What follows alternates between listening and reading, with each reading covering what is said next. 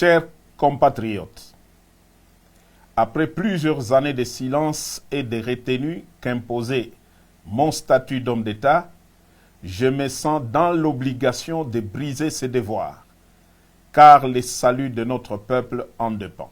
Les élections de 2018, qui ont consacré une passation pacifique du pouvoir pour la première fois en RDC, ont été soumises à un challenge dont l'objectif était la déstabilisation à la libyenne de tout le pays. Devant ces plans machiavéliques, forgés dans le sombre salon de les ennemis de la RDC, une paix des braves s'érigeait devant nous comme la seule solution salutaire pour épargner le pays de l'hécatombe planifiée. Cette paix des braves s'est matérialisée par un accord dont la majorité des acteurs sont encore vivants, à l'exception des généraux disparus Delphin Kayimbi et Tim Mukonto. Paix à leur âme. L'opinion tant nationale qu'internationale retiendra que l'enjeu exclusif qui avait motivé la signature de cet accord, c'est l'alternance pacifique entre un président entrant et un président sortant sans effusion de sang, comme cela a toujours été le cas depuis l'indépendance. Force est de constater que cet acquis indéniable est malheureusement mis en mal gravement par Félix Antoine Tshisekedi, qui en était le plus grand bénéficiaire. En effet, dès la prise du pouvoir, le nouveau président a commencé à déboulonner, selon ses propres termes, les systèmes qu'il a mis au pouvoir en dépit des prescrits de la Constitution. Son pouvoir a été caractérisé par des antivaleurs et des mots qui, aujourd'hui, mettent en péril l'unité du pays. Je cite: la corruption institutionnalisée, les tribalismes à outrance, la prédation des richesses du pays en détruisant le cycle de la croissance économique dont tous les agrégats macroéconomiques étaient favorablement ouverts au début de son mandat. L'instrumentalisation et la tribalisation de la justice, les assassinats politiques, ainsi que le crime d'État dans le Katanga et dans l'Est de la République. La paralysation et la caporalisation du Parlement, symbole de la démocratie. L'affaiblissement de l'armée et du système de défense par les tribalismes et les traitements à la tête du client. La gouvernance par défi, en muselant la presse et en violation de tout le droit de l'homme auquel le pays avait souscrit par une ratification solennelle des traités internationaux en la matière. Pour preuve, l'arrogance des menaces publiques dans les discours au Kasaï et à l'étranger à l'encontre des opposants politiques. La mort de l'opposant Chérubin Okende est tout sauf un hasard. Le non-respect des accords nationaux, régionaux, et j'en passe. Au dernier sommet de l'ONU, Fachi a raté l'occasion de se taire à 3 mois de la fin de son mandat. Dès lors, les devoirs et le patriotisme m'interpellent et m'appellent. Devrions-nous nous taire et regarder périr un peuple dont tous les espoirs étaient permis lors de la première alternance pacifique du pouvoir? Tshisekedi a perdu toute légitimité en reniant l'accord qui lui a permis d'accéder au pouvoir. Il est aujourd'hui comme un inconscient qui joue avec le feu dans une poudrière. Nous taire ou nous résigner serait trahir ce peuple qui a droit à espérer mieux. L'armée et la police, ainsi que toutes les forces de défense du pays, ne sont plus liées au devoir d'obéir dès lors que le commandant suprême est devenu lui-même un danger par son immaturité, son incompétence notoire, son népotisme et son comportement tribaliste qui menace l'unité nationale.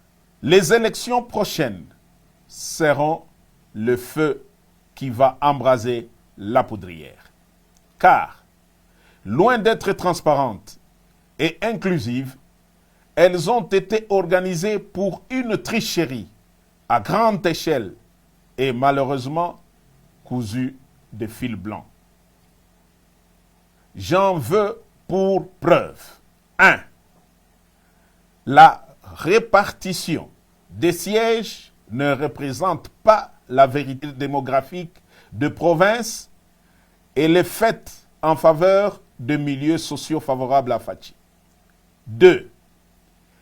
La CENI est fortement tribalisée, ainsi que toutes les chaînes de commandement pour l'organisation des élections, à savoir A. La chaîne de commandement des opérations électorales. B. La chaîne de financement des opérations électorales. Et C. La chaîne de sécurisation des opérations électorales. Sur plus de 450 tribus en RDC, le contrôle de toutes ces chaînes de commandement est assuré par une seule tribu, celle des Fachi. 3. Le fichier électoral est biaisé. Certains kits électoraux sont et continuent à être dans le main de pro-Fachi, qui attendent de bourrer les urnes au moment venu. À cela s'ajoute l'enrôlement massif des mineurs dans les grands Kasaï pour bourrer les urnes en faveur de Fachi. La CENI devient donc un piège, un vaste complot contre la démocratie. Je répète, la CENI devient un piège et un vaste complot contre la démocratie. Il est donc impensable que des politiciens veuillent participer à de telles élections pour légitimer un pouvoir qui conduit le pays tout droit vers son implosion.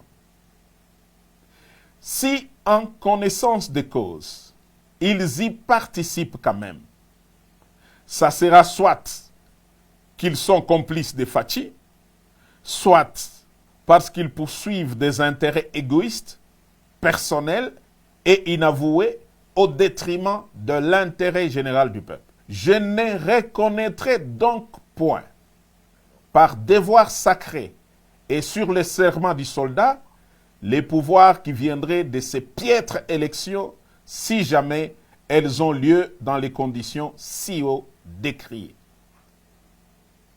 Fachi, après avoir craché sur tous ceux qui ont milité pour son pouvoir, n'a ni droit de se représenter, encore moins de conduire l'indispensable transition pour créer un bon climat propice aux élections dignes de confiance et source de légitimité politique. J'en appelle donc à la conscience de tous les fils et filles de la République à barrer la route à cet aventurier qui est comme un pachyderme dans une poterie. Aux compagnons d'armes effardés, vous avez fait montre d'une discipline exemplaire, d'éviter les courants de coups d'État en Afrique. Vous avez jugé bon de laisser Fachi terminer calmement son mandat. Mais alors, si d'ici le 20 décembre, rien ne change dans l'organisation d'une élection inclusive et crédible comme cité si haut, nous serons dans l'obligation d'appliquer et de faire appliquer l'article 64 de la Constitution.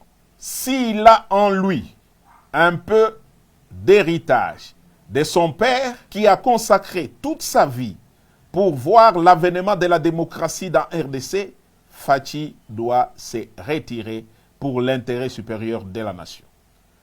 S'il continue à s'entêter, à écraser et museler l'opposition, qu'il sache que seul le fabricant du monstre est capable de les détruire. Autant nous lui avons donné le pouvoir, autant nous sommes capables de les lui reprendre, de gré ou de force, pour sauver la République. Tous les officiers supérieurs impliqués dans l'accord suivanté savent quel est le rôle que j'ai joué pour le faire accepter, même auprès des politiques qui géraient les institutions citoyennes de la République. Et Fachi en est pleinement conscient. Dieu sera juge entre lui et moi. Vive la République!